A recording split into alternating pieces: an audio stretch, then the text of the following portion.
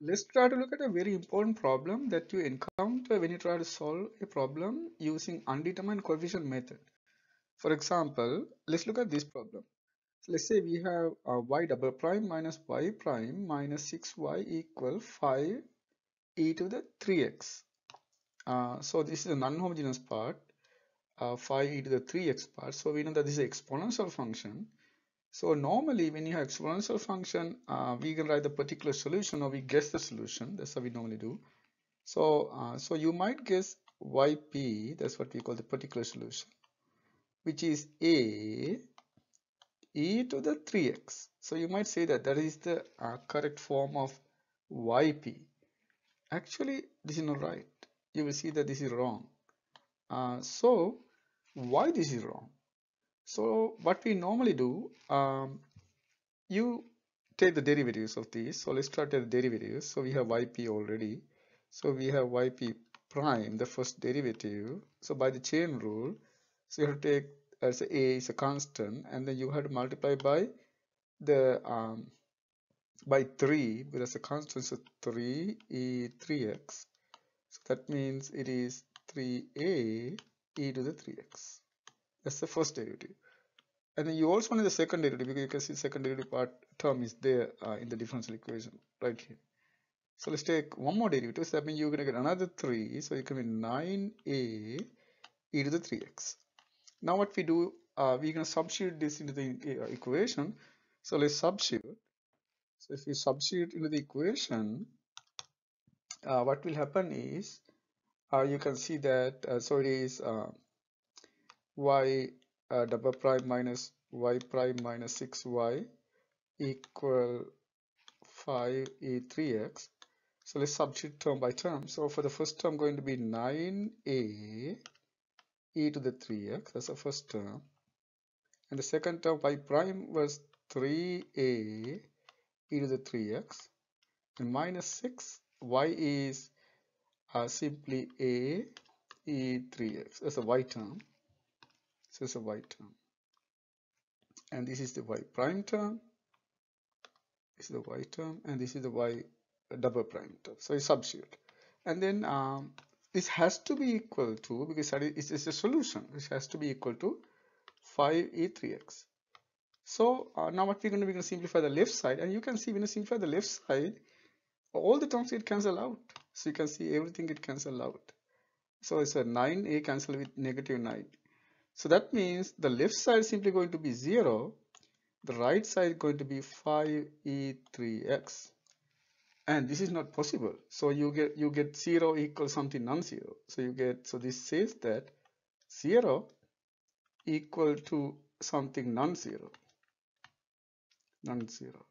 So this is not possible. So not possible.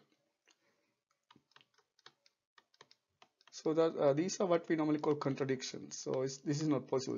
This can happen. 0 equal non-zero. This is not possible. So this is a contradiction. So that means there's something wrong. That's why we get a solution like this. So there's no way you can find a because there's no a in the equation. A is gone.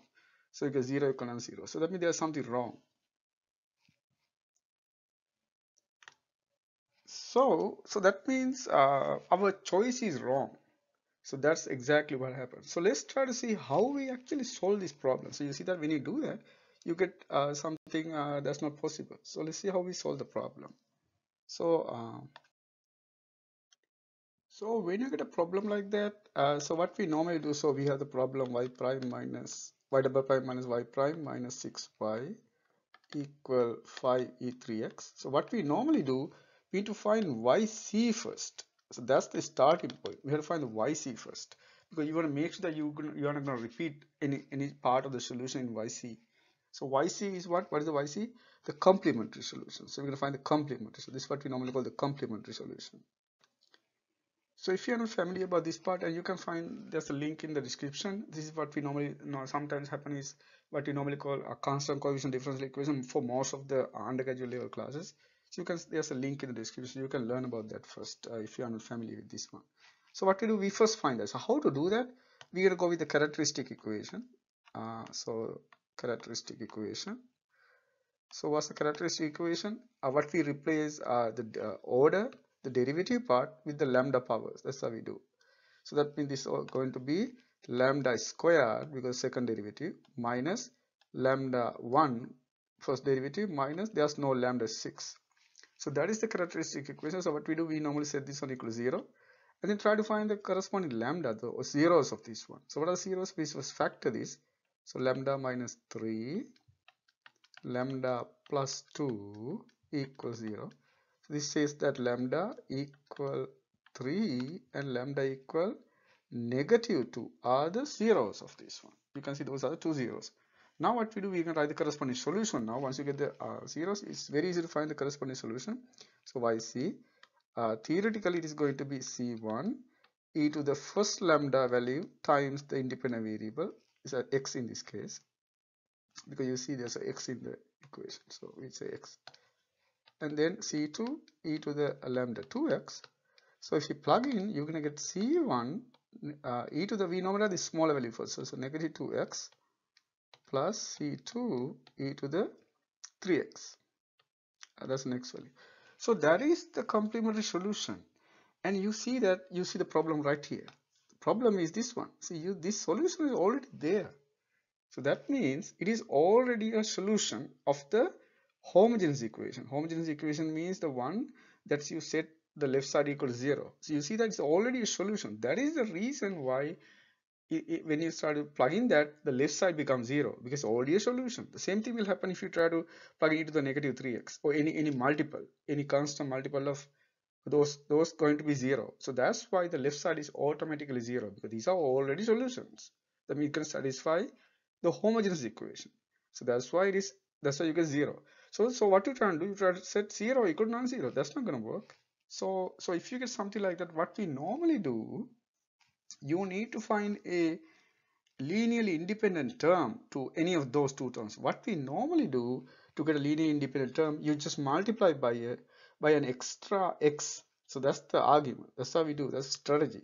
So what we do, multiply by an extra x. So let's say multiply. I'm going to say it like that. So you might not even find it in the books like that. But let's see why I say that. Multiply by an extra x. Extra x is the independent variable here, so it can be t, extra x. So what does that mean? So if you want to find the yp is going to be, so we write the form first, so it is a e 3x. So that's the form that we know, but you multiply by extra x, so that term we can multiply by extra x, and then we write this as ax e to the 3x. So that is the correct form of this one. So we're going to multiply by extra x. Why we do that? When you multiply by extra x, you can see that it's going to create a linearly independent term. New term which is linearly independent with the two functions here. So let's check that. Whether this is linearly independent. How we do that? We normally use the Wronskian test. So let's do that quickly. So to check the linearly independence, we use the Wronskian test. That's how we normally do. So what's the Wronskian test? We look at the Wronskian. So in this case, you can see that so we have the two solutions. So the ones you're trying to check is y1, which is one solution, which is e to the 3x. So you can ignore all the constants because you can always pull them out of the determinant. So we don't write constant here. You can, but you don't need them. And then y2 is the other solution, which is simply x e to the 3x. Those are the two solutions, ignoring the constant terms. So the Wronskian, so what's the Wronskian? Which is w, we write y1, y2, that's the Wronskian.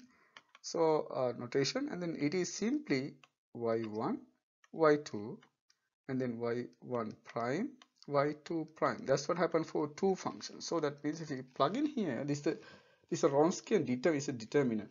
So let's plug in. So y1 is e to the 3x, y2 is x e to the 3x, and then y1 prime, if you take the derivative, it is 3e3x, and then if you take the derivative by the product rule, we take the derivative of the first term, multiply by the second term, plus, and then take the derivative of the second term, which is 3e3x, multiply by the first term. So that is the derivative of the second term. Now what we do, we're going to multiply. We know that the determinant is simply we multiply along this diagonal and subtract along that diagonal. So that's how we find the determinant. So in this case, what will happen, you're going to multiply the first two, you're going to multiply these two. So if you do that, you get e to the 3x times, you get is e to the 3x plus 3x e to the 3x, that is the first product, minus the second product. So second product going to go the other way, that's the second product. So which is going to be, give you 3 e3x times x e3x. And when you distribute, and you can see this whole term get cancelled with this one, because this one times that, so it's the same thing. So when you distribute, those two get cancelled out. So what you simply get is e to the 6x. And you know that in general this is not equal to 0. So not equal to 0 in general. So if you find at least one term where it is not equal to 0, that's enough. So in general. So that means by the Wronskian test, the two functions are linearly independent. So thus you can see, oh, therefore y1, which is e to the 3x, and y2, which is x e 3x, are linearly independent. Linearly independent. Okay, so that's so it's very clear that it's linearly independent. So this is how we create a new term. So you just simply multiply by an extra x, and it's going to create a linearly independent term. So this is the idea. So that's how you do. So that means you simply multiply by an extra x to create a linearly independent term, and that's going to give you the correct YP. And if you need to know more about that, you can find several links in the description. That's going to give you more ideas. So, and also there's a video that going to solve 12 problems in undetermined coefficient method, and you can also find the link in the description about that. Thank you.